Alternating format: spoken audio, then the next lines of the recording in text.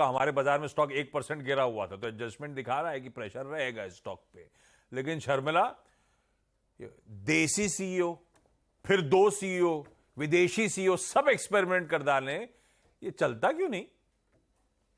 Yes, ये थोड़ा हमेशा दिक्कत भरा स्टॉक रहा है, और it's never really been on my radar, क्योंकि मुझे लगता है कि जब आपके प्रमोटर्स के पास इतनी बड़ी हिस्सेदारी होती है, तो टॉप 4 में होगा in terms of business etcetera, लेकिन as a recommendation I really never had it on my radar. और यही होता है विप्रो के साथ कि रिजल्ट्स हमेशा लंपी रहते हैं फॉर वन रीजन और दी अदर। तो मुझे मेरे लिस्ट में कभी बाय लिस्ट में कभी विप्रो रहा नहीं है। कभी कभी वैल्यूएशन पर अट्रैक्टिव लगता है, पर उसके बावजूद कभी मेरे बाय रिकमेंडेशन में नहीं रहा है। रही है दिक्कत। एक बीच में 2 साल पहले एक फेज आया था जब ये मल्टी ईयर ब्रेकआउट दिखा वो था। थियरी साहब जोड़े जोड़े थे, हाँ, तो एकदम से एक क्वार्टर ऐसे नतीजा आया, बस तो बस सब बदल बस गया। सब बदल गया। वो लग रहा था कि सब बदल गया, लेकिन फिर वही क्या होता है, वो क्या कहावत है ना, ढाक के कुछ ऐसा कुछ कहावत होती है, वो एकदम वही हो गया फिर विप्रो का मामला। और यहाँ तो बायबैक वगैरह किसी भी चीज़ का सपोर्ट नहीं आता, वैल्यूएशन कंफर्टेबल है, सब कुछ है, लेकिन जब तक आप डिलीवरी नहीं करेंगे। हाँ, ढाक के 3 बात। हाँ, क्या मतलब इसका? कुछ बोलते हैं कि वो मतलब अल्टीमेटली वही बैक टू स्क्वायर वन। लेकिन जो भी है, अंडर परफॉर्मर तो है ही। यहाँ वैल्यूएशन कंफर्ट है, लेकिन आशीष, तो ये एक फैक्टर है। पर वो वैल्यूएशन कंफर्ट क्या है जब परफॉर्म ही नहीं करेगा? एग्जैक्टली। और बहुत डिस्ट्रॉय किया इसने, वेल्थ काफी डिस्ट्रॉय किया पिछले 1.5-2 साल में विप्रो ने। 2%, 2.25% कांस्टेंट करेंसी आय गिरती है, और अगले क्वार्टर में फिर कहते हैं 1.5-3% और गिरेगी। ये तो अलग ही चाल चल रहा है इंडस्ट्री को, पीयर्स को हमेशा अंडर परफॉर्मेंस कंटिन्यू। खैर, ये आगे बढ़ रहा हूं मैं, और स्टॉक्स कवर करने हैं।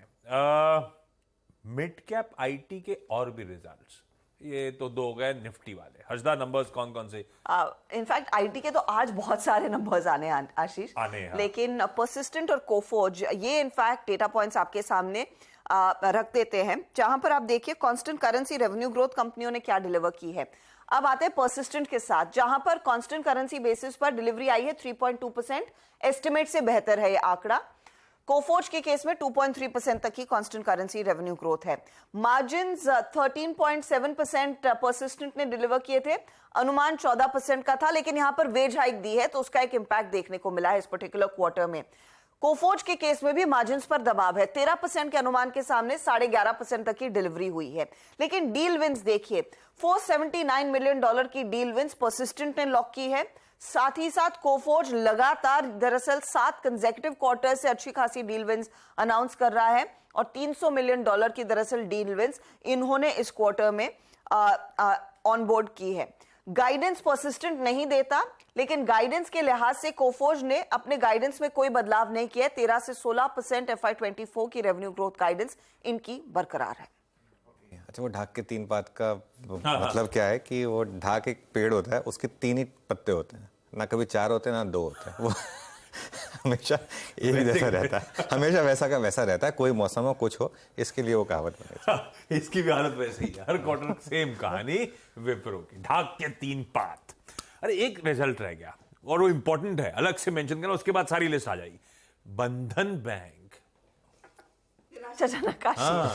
बार बार कंपनी डिसअपॉइंट ही कर रही है।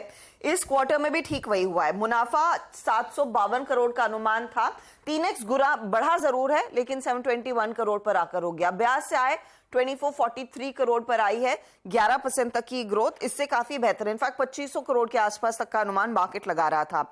लोन ग्रोथ 13% तक की कंपनी ने डिलीवर की है। अब एसेट क्वालिटी देखिए, एसेट क्वालिटी में मामला थोड़ा सा तंग दिख रहा है, क्योंकि यहां पर दरअसल एसेट्स जो है ग्रॉस एनपीए जो है वो बढ़ गया है, ये 7.32% पर आया है वर्सेस 6.76%, और नेट एनपीए में भी थोड़ा सा इजाफा ही देखने को मिला है, तो यहां पर थोड़ी सी दिक्कत बढ़ती हुई दिखाई दे रही है। इनके केस में डिपॉजिट्स 13% बढ़े हैं, जैसे हम दिखा रहे थे, एडवांसेस 13% बढ़े हैं।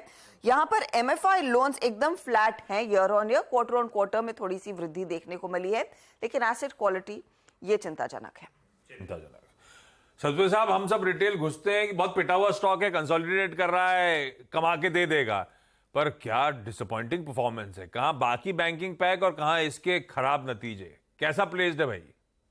आशीष जी, देखिए काउंटर में जो वीकनेस है, आप कह सकते हैं कि पिछले 10 दिनों से जिस तरह से ये करेक्ट हो रहा है, ये अपने इंपॉर्टेंट सपोर्ट पे खड़ा है, लेकिन ऐसा मैं नहीं कह रहा हूं कि यहाँ पे ट्रेंड रिवर्सल होने के चांसेस है। इनफैक्ट मुझे लगता है कि अगर ये ब्रीच करेगा 235 का लेवल, तो फिर नए शॉर्ट्स खुलेंगे। तो आज के लिए 235 के नीचे सेल बनेगा, एंड इन दैट केस इसका जो टारगेट बनता है वो कम से कम 220 का बनेगा इनिशियली, एंड प्रोबेबली 200 पोजीशन है। तो यहाँ पे आज के लिए एक ऑलमाइटी लेवल आप कह सकते हैं ये रहेगा 235। तो 235 के नीचे अगर खुलता है और वीकनेस दिखती है, तो फिर आप एग्रेसिव शॉर्ट करें with stop loss of 5 rupees. बंधन बैंक, हर्षदा, बाकी के इंपॉर्टेंट नंबर्स जो सुपर रडार पर रखने। एस्ट्रल और आईसीआईसीआई लोम्बार्ड दोनों रडार पर रखेंगे। एस्ट्रल के लिए एक बहुत ही बढ़िया तिमाही उभर कर आई है। मुनाफा काफी शानदार 90% बढ़ा, रेवेन्यू में 16% तक की वृद्धि, ऑपरेशनली और भी मजबूत नंबर्स, लेकिन हाँ मार्जिन थोड़े से दबाव में आते हुए दिखाई दिए हैं कुछ प्राइस हाइक्स के चलते। दूसरी तरफ आप ध्यान दीजिएगा, आईसीआईसीआई लोम्बार्ड ग्रॉस प्रीमियम के पैमाने पर एक अच्छा परफॉर्मेंस है, 18% तक की ग्रोथ वहां पर। ऑपरेटिंग प्रॉफिट 17% बढ़कर आया है, लेकिन यहां पर अंडर राइटिंग लॉस जो है 146 करोड़ के आसपास आता हुआ, और कंबाइंड रेशियो 104% के करीब आ रही है।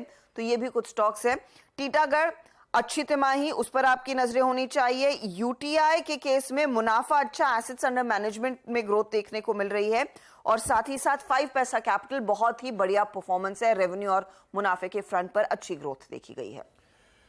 बढ़िया, रखिए इन तमाम स्टॉक्स को अपने रडार।